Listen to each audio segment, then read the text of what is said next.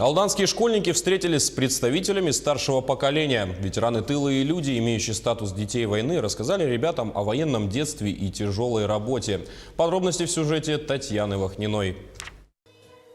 Зазвучали песни военных лет, сплетаясь с пронзительными строками стихотворений. В стенах библиотечно-информационного центра проходит встреча школьников с представителями поколения победителей, ветеранами тыла и детьми войны.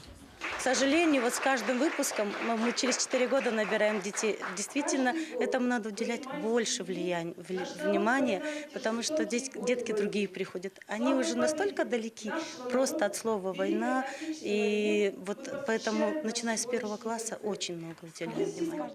Встреча открылась творческим концертом. Его продолжила беседа. Люди, чье детство пришлось на военное и послевоенное время, погружаясь в воспоминания, порой не могут сдержать слез.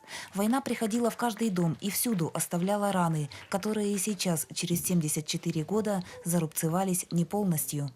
Родители мои были колхозники, значит, работали в колхозе. Ну, с начала войны отец мой был призван еще до войны. Служил в армии и воевал с фашистами до 1944 году. В связи с тяжелым ранением он был уволен в запас в 1944 году. В тылу был свой фронт, где шла жестокая битва с голодом, холодом, нищетой и непосильной работой. Память о тяжелом времени жива, ее не вычеркнуть и не стереть.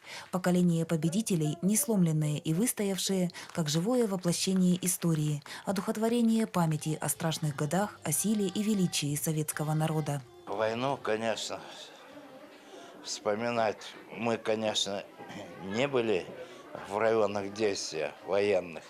Но все равно нам досталось, как сказать, не было у нас такого счастливого детства, какое сейчас.